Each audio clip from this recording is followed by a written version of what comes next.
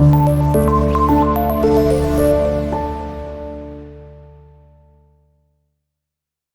वालेकुम स्टूडेंट्स, कैसे हैं आप सब। उम्मीद है आप सब खैरियत से होंगे। आज का हमारे पास टॉपिक है Marathas the strongest enemy of Mughals. Mughal में लास्ट टाइम हमने लास्ट टॉपिक लेक्चर के अंदर पढ़ा था शाहजहां के बारे में। शाहजहां के बाद उसी का आगे वाक़या बताया गया कि जो मराठास थे वो सबसे ज़्यादा ताकतवर दुश्मन थे मुगल एम्पायर के अंदर। अब मराठास किस तरह से ताकतवर थे इनके बारे में स्टडी करते हैं। इसमें सबसे पहले जो मराठास हैं ये महाराष्ट्र से वर्ड निकला गया है। महाराष्ट्र के दौरान इनके दौरान शिवाजी जो था इसने ये मराठास का सपोर्ट किया इनको और इनको आगे लेके गया। साउथ इंडिया के अंदर मराठास की हुकूमत पाई जाती थी जो कि वहाँ पर शिवाजी ने उसको लीड किया था। महाराष्ट्र मराठास जो थे वो बेसिकली महाराष्ट्र से बिलोंग करते थे और इनको लीड करने वाला था लीड बाय शिवाजी। शिवाजी ने लीड किया था। शिवाजी ने सबसे पहले हुकूमत की थी साउथ इंडिया के ऊपर। साउथ इंडिया को इसने कैप्चर किया और वहाँ पे जो महाराष्ट्र की मतलब मराठास जो हुकूमत थी इसको सपोर्ट किया और इसको आगे से लीड किया। वहाँ पर अपनी मिलिट्री को स्ट्रॉन्ग बनाया, पॉलिटिकली पावर अपनी स्ट्रॉन्ग की ताकि जो मुगल्स के ख़िलाफ़ है वो उनके ख़िलाफ़ अच्छे से मतलब लड़ा जा सके और बहुत सारी जो टेरिटरीज़ हैं वो अपने इसने अंडर करना चाहिए। 1649 के अंदर शिवाजी ने बीजापुर को कन्क्वेड किया था। कन्क्वेड बीजापुर फ्रॉम मुगल्स।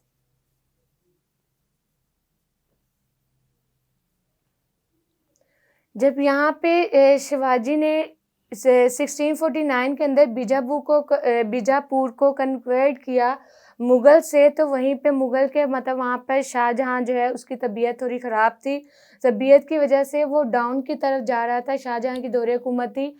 वहीं उसी दौरान जब उसकी शाहजहां की तबीयत ख़राब थी तो वहाँ पे जो उनके बेटे थे उन्होंने टग ऑफ वार स्टार्ट कर दी। टग ऑफ वार का आगे से फ़ायदा उठाते हुए शिवाजी ने आगे जो फर्दर टेरिटरीज थी उनको कन्क्वेस्ट करना स्टार्ट किया, जिसमें further Shahjahan feeling not well मतलब वो बीमार पड़े। बीमार होने की वजह से उनके जो बेटे थे his son start tug of war. उनके बेटों ने टग ऑफ वार शुरू कर दी जिसका फ़ायदा उठाते हुए जो शिवाजी था वो शिवाजी दक्कन चला गया। वहाँ से वो दक्कन गया और दक्कन से आगे उसने जो कन्क्वेड किया रायगढ़। दक्कन गया, वहाँ पे इसने अपनी मिलिट्री स्ट्रॉन्ग की। मिलिट्री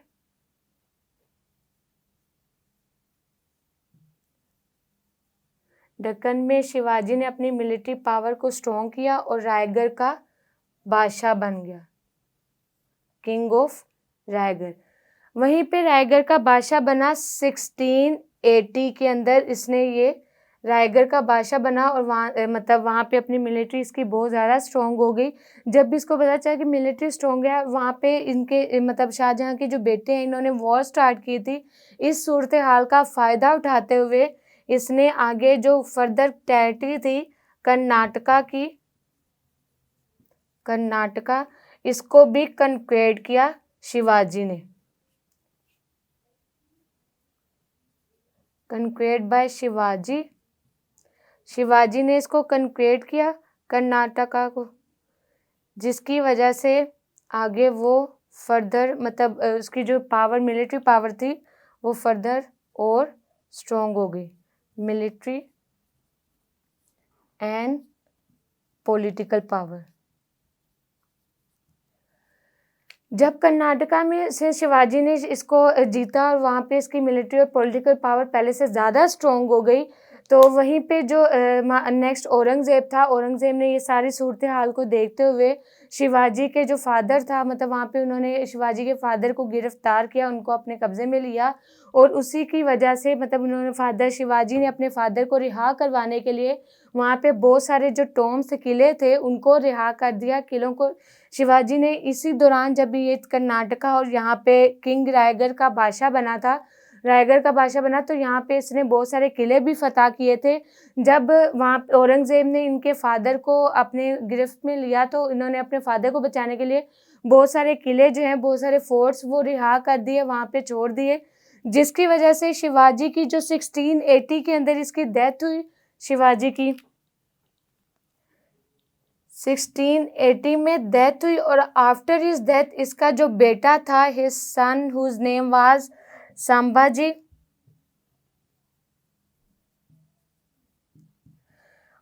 उसकी डेथ के शिवाजी की डेथ के बाद संभाजी ने आगे दौरे हुकूमत संभाली थी और संभाजी ने वहाँ पर मतलब बहुत सारी टेरिटरीज तो थी, उसको कन्क्वेड करने की कोशिश की, लेकिन इसकी मिलिट्री पावर इतनी स्ट्रॉन्ग ना थी क्योंकि वहाँ पर औरंगज़ेब की दौरे हुकूमत थी और औरंगज़ेब ने इनके संभाजी को और इसके फैमिली वालों को दावत दी कि आप आएँ, लेकिन क्या कहते हैं, इन्होंने वहाँ पे गए और ये दक्कन की तरफ वहाँ से चले गए, मतलब वहाँ पे पहले औरंगज़ेब से मुलाकात हुई लेकिन वहाँ से ये दक्कन की तरफ मूव ऑन हो गए। उसके बाद संभाजी की डेथ के बाद राजा राम ने संभाला। आफ्टर डेथ ऑफ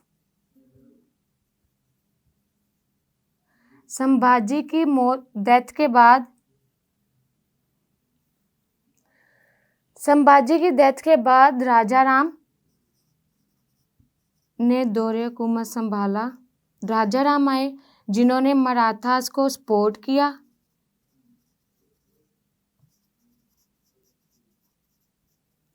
राजा राम ने मराठास को सपोर्ट किया और वहाँ पे फर्दर उसने जो हुकूमत थी, जो वहाँ की टेरिटरी थी, उसको कन्क्वेस्ट करने की कोशिश की, लेकिन औरंगज़ेब के हमले के मतलब औरंगज़ेब के खिलाफ हमला करने पर नाकाम रहा। राजा राम नाकाम रहा। इसके बाद इसकी जो विडो थी, इसकी जो बेवा थी ताराबाई, उसने दौरे हुकूमत संभाली, उसने इनको मराठास को लीड किया। आगे लीड करने के बाद संभाजी के बाद राजा राम ने मराठास को सपोर्ट किया।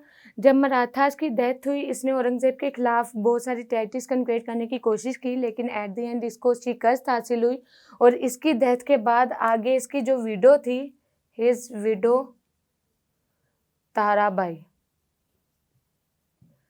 ताराबाई ने आगे सपोर्ट किया, सपोर्ट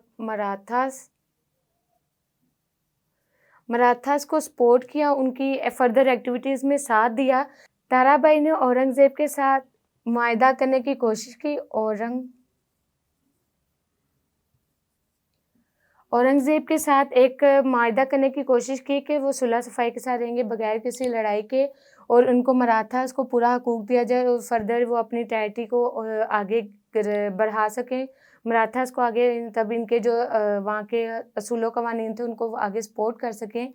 लेकिन औरंगज़ेब ने इस फैसले के ख़िलाफ़ गए और 1905 के अंदर 1705 के अंदर इसने ताराबाई को शिकस्त दी और दक्कन को फतह किया।